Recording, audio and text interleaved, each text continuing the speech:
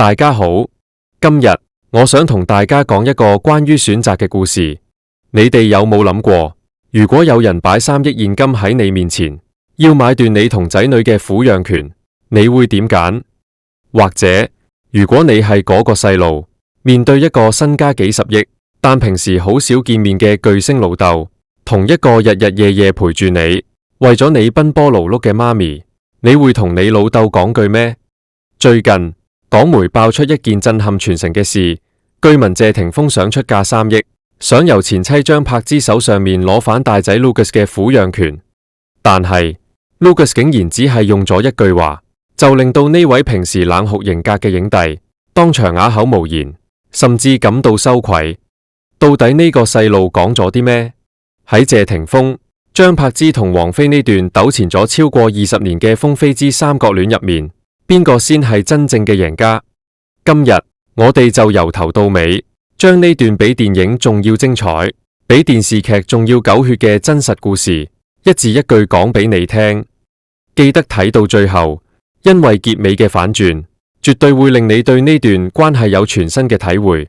我哋將時光倒流返去2000年，嗰陣時嘅香港娛樂圈真係星光熠熠，最轟動全城嘅新聞莫過於世紀大牽手。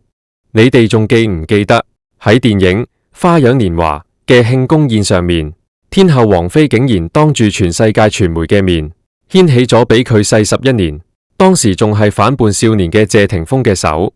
嗰一幕真係型到核爆，王菲嗰份鬆容，謝霆鋒嗰份怕醜得嚟又帶點得失嘅笑容，令到全香港都喺度討論呢段姐弟戀。當時啲狗仔隊日追夜追，但係佢哋兩個完全唔避忌。王菲係邊個？係華語樂壇嘅高冷女神。謝霆鋒係邊個？係當時最紅嘅星二代，叛逆偶像。佢哋嘅愛轟轟烈烈，好似要燒毀一切咁。但係命運嘅轉折點好快就嚟到。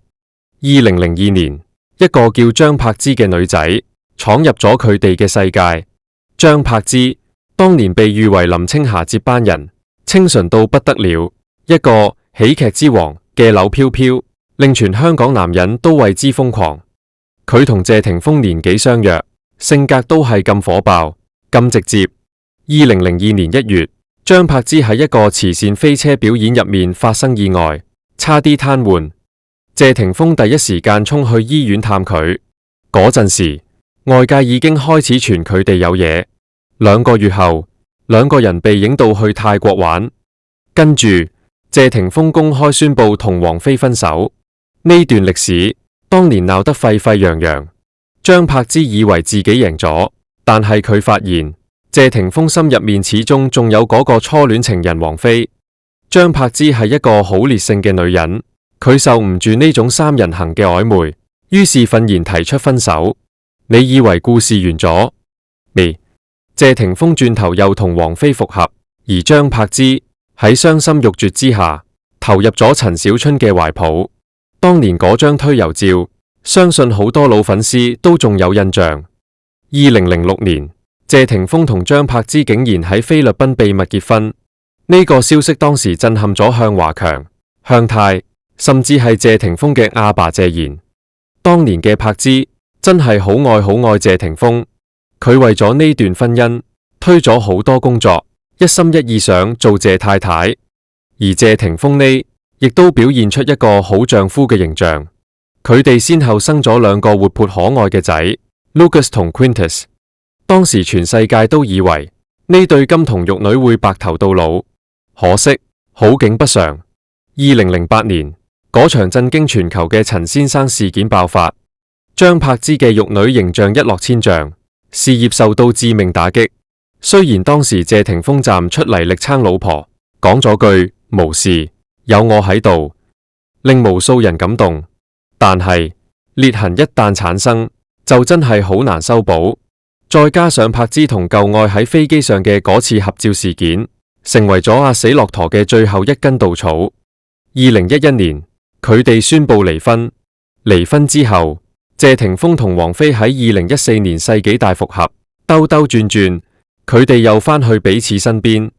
而張柏芝就開始咗佢漫長而艱辛嘅單親媽媽之路。離婚之後嘅嗰11年，張柏芝過得一啲都唔容易。你知唔知張柏芝以前喺行內嘅口碑其實好兩極化？雖然向華強、向太以前好痛佢，但因為佢嘅性格問題，加上離婚後嘅負面新聞，佢一度被稱為票房毒藥。但係作為一個女仔，佢有一點真係令我哋不得不佩服，佢對仔女嘅愛係真係傾盡所有。喺香港，你會發現張柏芝好少有知心嘅女性朋友。點解？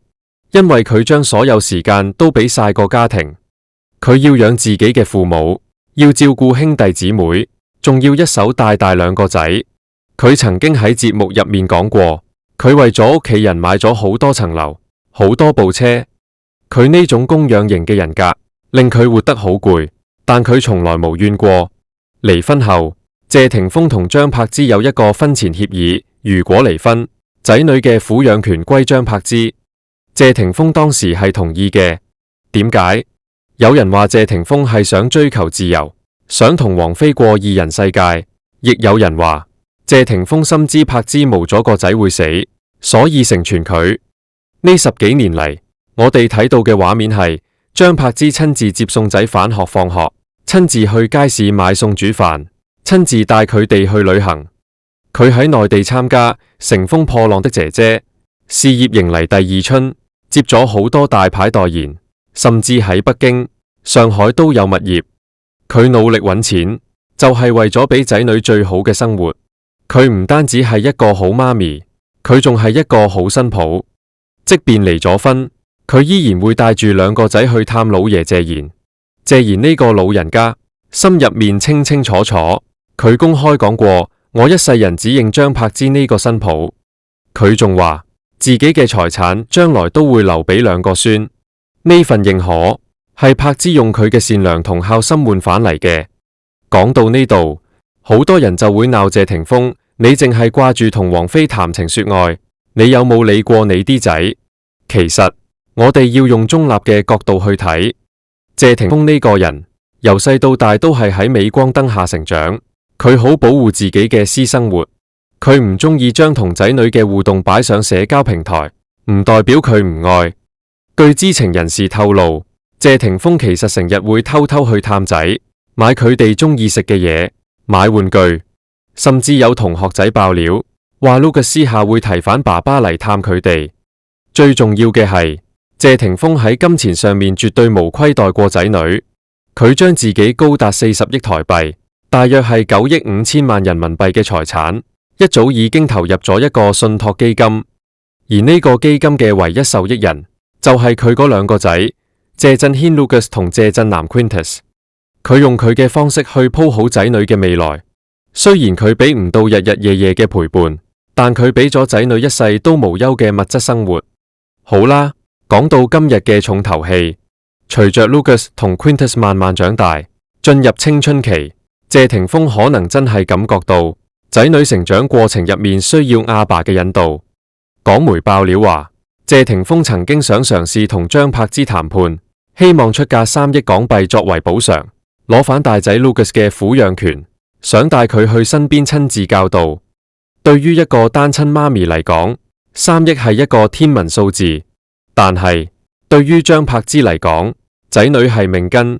據聞，當 Lucas 知道呢件事之後，佢只係淡淡然咁同阿爸講咗一句話，佢話：我同細佬已經習慣咗同媽咪生活，我哋離唔開媽咪。如果你要我同你一齊住，我會好唔習慣。呢句話雖然無怨恨，但係充滿咗疏離感。對於謝霆鋒嚟講，呢句唔習慣，比任何責備都仲要痛。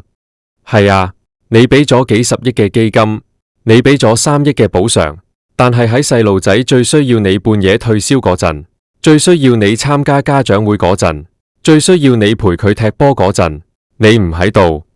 Lucas 仲同媽咪講過一句好生性嘅話，當時柏芝喺度擔心撫養權嘅問題， Lucas 安慰佢話：媽咪，嗰個男人對你嚟講已經唔重要啦，你有我哋。細仔 Quintus 亦都講過，我只有媽咪。呢啲說話真係聽者傷心，聞者流淚。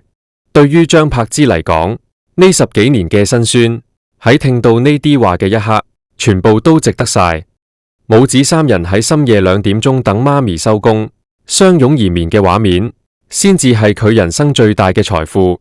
講到最後，我哋嚟回顧一下呢段跨越20年嘅故事。有人話王菲贏咗，因為佢得到咗謝霆鋒最純粹嘅愛，佢哋2個人過住神仙眷侶般嘅生活，唔受世俗束縛。有人話謝霆鋒贏咗，事業有成，有真愛相伴，又有2個出色嘅仔繼承家產。但我個人覺得張柏芝先係嗰個雖然遍體鱗傷，但贏得最徹底嘅人。佢由一個問題少女變成一個傑出女性，佢經歷過全城指責，經歷過婚姻失敗，經歷過事業低谷，但係佢無倒下。佢用佢嘅韌性換嚟咗2個仔對佢絕對嘅依賴同愛。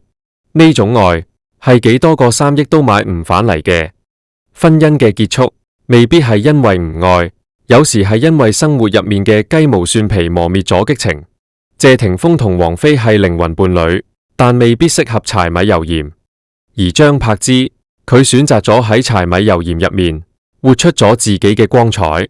今日嘅張柏芝依然保持住少女嘅身材同心態，仲生咗第3個可愛嘅 BB。佢唔再係邊個嘅附屬品，佢係佢自己，係3個仔嘅超人媽咪。